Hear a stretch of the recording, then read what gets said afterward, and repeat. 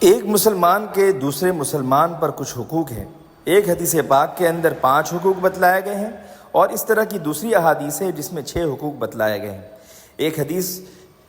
مسلم شریف کی ہے اور دوسری حدیث مسلم شریف میں بھی ہے اور بخاری میں بھی ہے۔ تو جو بخاری اور مسلم دونوں میں ہے وہ حدیث حضرت ابو ہریرہ رضی اللہ تعالی عنہ سے مروی ہے، اور رسول اکرم صلی اللہ تعالی علیہ وسلم نے فرمایا حق المسلم علی المسلم 5 رد السلام وعیادۃ المریض واتباع الجنائز واجابۃ الدعوہ وتشمیت العاطس، متفق علیہ۔ اس بخاری اور مسلم شریف کی حدیث میں حضرت ابو ہریرہ رضی اللہ تعالی عنہ سے مروی روایت میں رسول اکرم صلی اللہ تعالی علیہ وسلم کا عالی شان فرمان ہے کہ ایک مسلمان کے دوسرے مسلمان پر 5 حقوق ہیں۔ نمبر 1 سلام کا جواب دینا، نمبر 2 بیمار کی عیادت اور مزاج پرسی کرنا، نمبر 3 جنازے کے ساتھ جانا، نمبر 4 دعوت قبول کرنا، نمبر 5 چھینکنے والے کا جواب دینا۔ اور جو دوسری حدیث ہے وہ بھی حضرت ابو ہریرہ رضی اللہ تعالیٰ عنہ سے مروی ہے، لیکن یہ صرف مسلم شریف میں ہے۔ حضرت ابو ہریرہ رضی اللہ تعالیٰ عنہ فرماتے ہیں رسول کریم صلی اللہ تعالیٰ علیہ وسلم نے فرمایا حق المسلم علی المسلم 6 قیل ما ہن یا رسول اللہ قال اذا لقیتہ فسلم علیہ واذا دعاک فاجبہ واذا استنصحک فانصح لہ واذا عطس فحمد اللہ فشمتہ وَإِذَا مَرِضَ فَعُدْهُ وَإِذَا مَاتَ فَاتَّبِعْهُ۔ فرمایا کہ ایک مسلمان کے دوسرے مسلمان پر 6 حقوق ہیں۔ عرض کیا گیا یا رسول اللہ وہ حقوق کیا ہیں؟ فرمایا جب تم کسی مسلمان سے ملاقات کرو تو اسے سلام کرو، جب تمہیں کوئی اپنی مدد کے لیے یا دعوت دینے کی خاطر یا ضیافت کرنے کے لیے تمہیں بلائے تو اس کی دعوت کو قبول کرو، جب تم میں سے کوئی خیر خواہی چاہے تو اس کے حق میں خیر خواہی کرو، جب کوئی چھینکے اور الحمدللہ کہے تو یرحمک اللہ کہہ کر تم اس کے چھینک کا اور اس کے الحمدللہ کہنے کا جواب دو، جب کوئی بیمار ہو تو اس کی عیادت اور مزاج پرسی کرو، جب کوئی مر جائے تو نماز جنازہ اور دفن کرنے کے لیے اس کے ساتھ جاؤ۔ تو اللہ تعالیٰ نے ان دونوں احادیث کے مجموعے میں 6 باتیں ارشاد فرمائی ہے۔ چونکہ اسلام محبت، امن، آشتی کا مذہب ہے، اس میں اتحاد اور اتفاق اور محبت و ارتباط کی تمام تعلیمیں دی جاتی ہے اور تمام اصولوں کو متعین کیا گیا ہے۔ یہ صرف ایک ذمہ داری نہیں بلکہ ان سب کام کو کرنے پر بڑا ثواب بھی ملتا ہے۔ ان جیسے امور کا مسلمانوں کے درمیان عام کرنے کی دعوت اس بات کی دلیل ہے کہ اسلام ایک کامل، مکمل بلکہ اکمل مذہب ہے جس میں تمام طبقات انسانی کے تمام احوال اور حقوق کا حل موجود ہے۔ اس حدیث پاک کے اندر فرمایا گیا ہے کہ تم جو ایک دوسرے کے ساتھ رہتے ہو تو اس بنیاد پر تمہارے کچھ حقوق ہے۔ ایسے حقوق تو بہت سارے ہیں لیکن کچھ حقوق یہاں پر تذکرے میں حضور اکرم صلی اللہ تعالی علیہ وسلم نے فرمایا،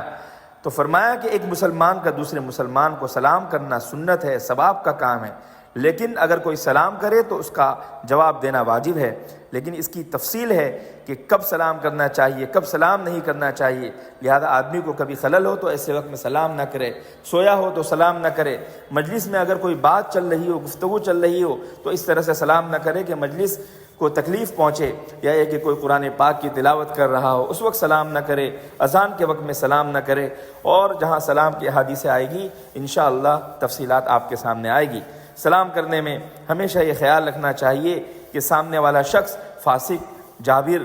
رافضی، بدعتی یا ایسا انسان نہ ہو جو شریعت کو توڑنے والا یا شریعت کے مزاج کو بگاڑنے والا ہو۔ پھر سلام میں پہل کرنا آدمی پر ضروری نہیں، نیز ایسے حالات میں سلام کرنا بھی نہیں چاہیے۔ اگر کوئی سلام کر رہا ہو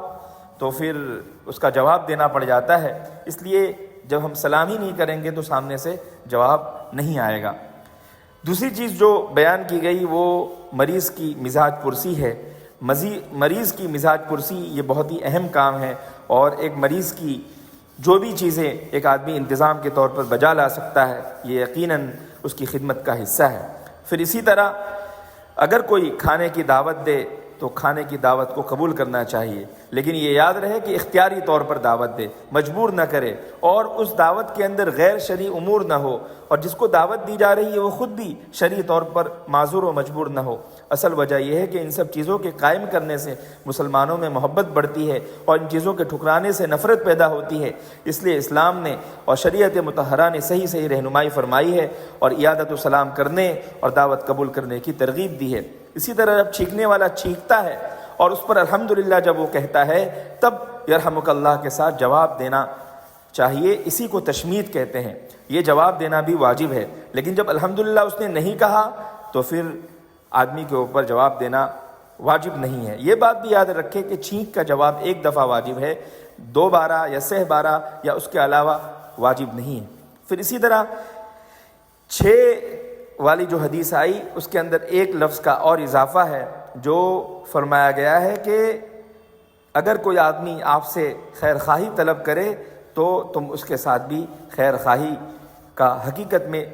معاملہ کرو۔ استنصاح یہ نصیحت طلب کرنے کے معنی میں آتا ہے۔ امام راغب اصفہانی رحمۃ اللہ علیہ نے فرمایا کہ نصح یہ قول و فعل سے کسی کی بھلائی اور خیر خواہی کرنے کا نام ہے۔ اس لفظ میں تمام اچھے مشورے اور تمام بھلائیوں کی رہنمائی شامل ہے۔